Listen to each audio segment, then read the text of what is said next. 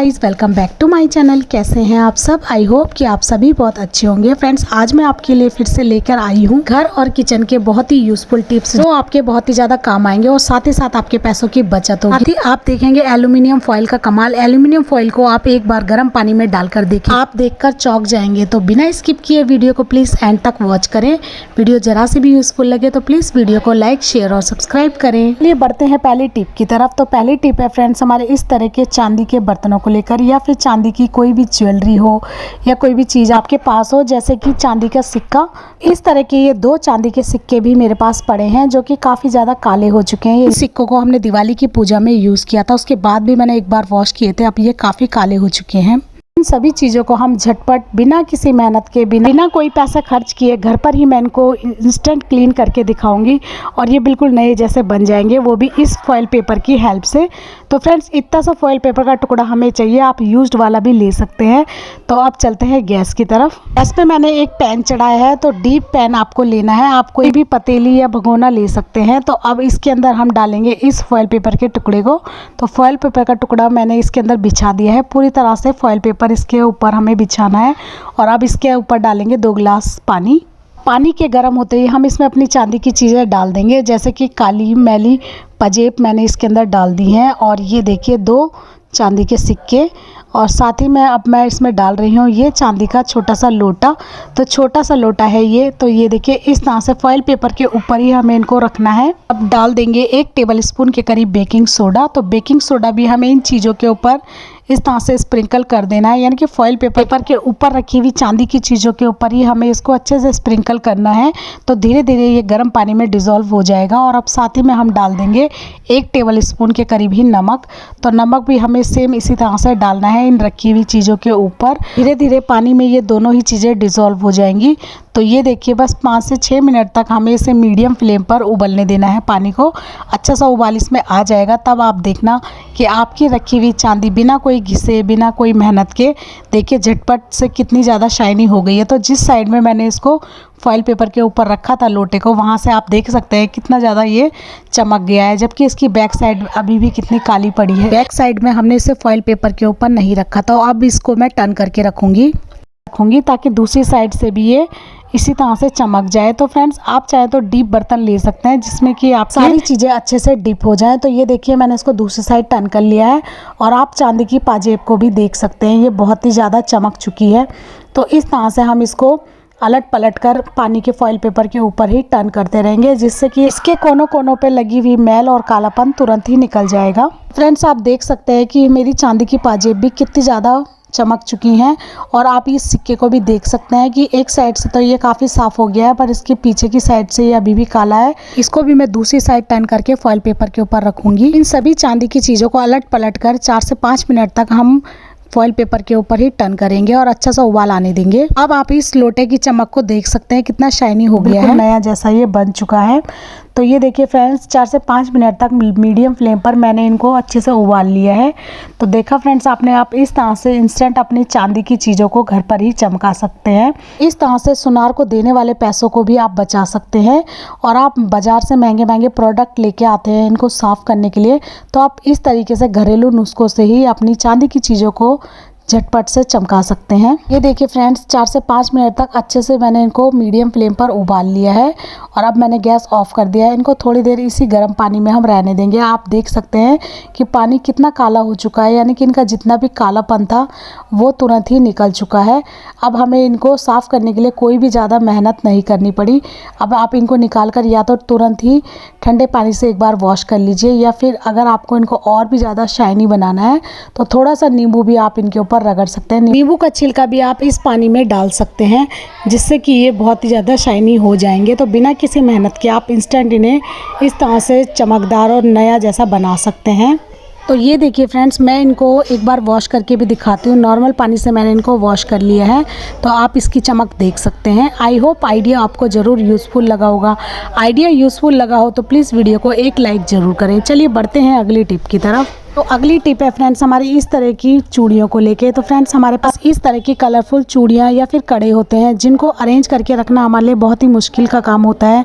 तो जिनके पास dressing table है वो तो इनको अच्छे से अरेंज करके रख लेते हैं, जिनके पास ड्रेसिंग टेबल नहीं है, नॉर्मल शीशा है, तो इनको अरेंज करने के लिए बहुत ही यूज़फुल आइडिया मेरे पास है। इस तरह का जूते का बॉक्स, तो इस तरह का जूते का बॉक्स और इस तरह का प्लास्टिक का पाइप। तो ये प्लास्टिक का पाइप का टुकड़ा आपके घर में होता ही है, जैसे कि कोई बिजली का काम आपने करवाया है तो थोड़ा बहुत प्लास्टिक का टुकड़ा अगर आपके पास पड़ा है या फिर कोई लकड़ी का टुकड़ा भी आप ले सकते हैं। तो इसके अंदर आप इस तरह से बैंगल्स को डाल सकते हैं और अपनी कलरफुल बैंगल को इसके अंदर अरेंज करके रख सकते हैं। और अब इस प्लास्टिक के पाइप के अंदर, जिसके अंदर हमने अपनी बैंगल्स को अरेंज करके रखा है, इसको हम डालेंगे इस जूते के डब्बे के अंदर। तो ये जूते का डब्बा आप बेकार समझकर फेंक देते हैं, लेकिन ये भी यूज़ का हो सकता है। तो इस तरह से हम अपनी बैंगल्स को इसके अंदर, इस पाइप को इस तरह से फिक्स कर लेंगे इस डब्बे के अंदर।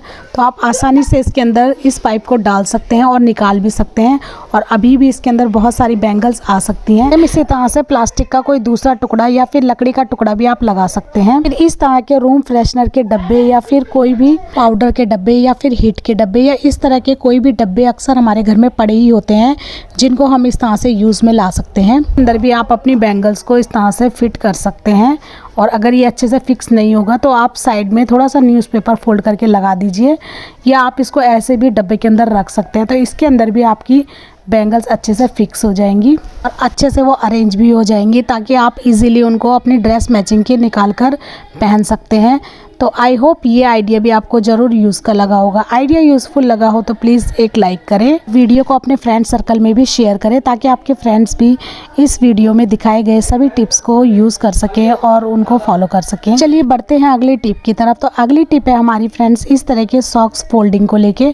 तो फ्रेंड्स आजकल विंटर्स के टाइम हमारे पास बहुत सारी सॉक्स होती हैं, क्योंकि नॉर्मल वाली तो होती हैं, कुछ गर्म सॉक्स भी हम लोग निकाल जिनको अगर हम अरेंज करके रखेंगे तो वो हमें टाइम पे मिल जाएंगी, क्योंकि मोस्टली ऐसा होता है कि एक आध सॉक्स इधर उधर हो जाती है। तो आप हमेशा दोनों सॉक्स को एक साथ ही फोल्ड करके रखें। तो ये देखिए, आप देख सकते हैं मैं किस तरह से सॉक्स को फोल्ड कर रही हूँ। एक सॉक्स को मैंने राउंड फोल्ड कर दिया है और दूसरी को इसके ऊपर लपेटते हुए इसका जो ऊपर का लास्टिक वाला हिस्सा है उसको हम सॉक्स के ऊपर इस तरह से चढ़ा देंगे। तो लास्टिक वाले हिस्से को हमने इस तरह से सॉक्स के ऊपर फोल्ड कर दिया है। तो आप दोनों ही सॉक्स आपकी अच्छे से फिक्स हो गई हैं, वो इधर उधर कहीं भी नहीं होंगी और एक साथ वो आपको मिल जाएंगी। और एक दूसरा तरीका है फ्रेंड्स, हमें इस तरह से एक सॉक्स के ऊपर दूसरी सॉक्स रख लेनी है और प्लस टाइप का हम बना देंगे। और अब ये देखिए, आप इस तरह से मोड़ते हुए एक साइड से हम इसको पहली वाली सॉक्स के ऊपर फोल्ड कर लेंगे, और अब पहली वाली सॉक्स को भी हम नीचे की तरफ से मोड़ते हुए 20 सेंटर में लेके आएंगे, और जो इसकी लास्टिक वाला हिस्सा है इसको भी हम फोल्ड कर लेंगे 20 सेंटर में, और जो पहला वाला हिस्सा है इसके फोल्ड को हम लास्टिक वाले फोल्ड के अंदर डाल देंगे। तो इस तरह से भी आपकी जो सॉक्स है वो अच्छे से फिक्स हो जाएंगी और इधर उधर कहीं भी नहीं गिरेंगी। तो आई होप ये आइडिया भी आपको यूजफुल लगा होगा। इस तरह से आपकी सॉक्स एक साथ ही फोल्ड हो जाएंगी और इधर उधर कहीं भी नहीं होगी। आइडिया यूजफुल लगा हो तो एक लाइक करें। बढ़ते हैं अगली टिप की तरफ। तो अगली टिप है फ्रेंड्स, अगर गलती से आपकी ड्रेस के ऊपर मोमबत्ती के कुछ इस तरह के ड्रॉप गिर गए हैं और अगर आपकी न्यू ड्रेस होती है तो आप बहुत परेशान हो जाते हैं कि इन मोमबत्ती के ड्रॉप को हम कैसे रिमूव करें। तो सबसे पहले आप अपनी ड्रेस को उठा के फ्रीजर के अंदर रख दीजिए, जिससे कि इसकी जो गिरी हुई गर्म वैक्स है वो थोड़ी ठंडी हो जाए, और ठंडी होने के बाद आप इजीली उसको नाइफ से या किसी भी शार्प चीज़ से इस तरह से रगड़ लीजिए, स्क्रैच कर दीजिए, जिससे कि वैक्स रिमूव हो जाए। जिससे कि वैक्स ठंडी होने की वजह से तुरंत ही रिमूव हो जाएगी। अब इसमें वाइट कलर का दाग लग चुका है, तो इसको भी हम बहुत आसानी से रिमूव कर सकते हैं। तो आपको टेंशन लेने की बिल्कुल भी ज़रूरत नहीं है, आप इस वैक्स को भी इजीली रिमूव कर सकते हैं। अब लेंगे हम थोड़ा सा गर्म पानी। तो आप किसी भी बाउल में थोड़ा सा गर्म पानी ले लीजिए, और इस जो वैक्स इस पे चिपकी हुई है इसको हम डाल देंगे सीधा गर्म पानी में, और गर्म पानी में डिप करने के बाद हम हल्के हाथों से ही इसे रब करेंगे तो ये इजीली रिमूव हो जाएगी। तो ये देखिए फ्रेंड्स, हल्के गुनगुने पानी में मैंने इसको अच्छे से रगड़ लिया है। आप चाहे तो हल्का सा डिटर्जेंट या साबुन लगाकर भी इसको गुनगुने पानी से वॉश कर सकते हैं, इससे ये बिल्कुल क्लीन हो जाएगा। आइडिया यूजफुल लगा हो तो एक लाइक करें। चलिए बढ़ते हैं अगली टिप की तरफ। तो अगली टिप है फ्रेंड्स हमारी इस तरह की धूप बत्ती को लेके। तो धूप बत्ती तो हम सब रोज जलाते हैं पूजा करने के लिए, लेकिन विंटर्स के दिनों में एक दिक्कत सबको आती है कि धूप प्रॉपर तरीके से जलती नहीं है, क्योंकि ठंड में जो है कि धूप बहुत ज़्यादा कड़क हो जाती है। तो इसको स्मूथ बनाने के लिए और पूरी जलाने के लिए एक यूज़फुल ट्रिक है, हम ले लेंगे एक ड्रॉप मेल्टेड घी, या फिर अगर आप तेल से बत्ती को जलाते हैं तो आप थोड़ा सा तेल ले लीजिए और इस तरह से धूप बत्ती के ऊपर अपने हथेली पे डालकर रगड़ लीजिए, तो आपकी पूरी धूप बत्ती पे घी या तेल अच्छे से कोट हो जाएगा। अब आपकी धूप पूरी तरीके से जलेगी और बिल्कुल भी नहीं बुझेगी। इस ट्रिक से आप अपनी कंप्लीट धूप बत्ती को जला सकते हैं। आई होप आइडिया आपको यूज़फुल लगा होगा। आइडिया यूज़फुल लगा हो तो प्लीज़ एक लाइक ज़रूर करें। तो आज के लिए फ्रेंड्स बस इतना ही। कौन सी टिप आपको सबसे ज़्यादा पसंद आई मुझे कमेंट करके ज़रूर बताएं और किस शहर से आप इस वीडियो को देख रहे हैं, मुझे जानकर बहुत खुशी होगी। वीडियो ज़रा सी भी यूज़फुल लगी हो तो प्लीज़ वीडियो को लाइक, शेयर और सब्सक्राइब करें। मिलते हैं एक ऐसी यूज़फुल वीडियो में, तब तक के लिए बाय बाय, टेक केयर और हर हर महादेव।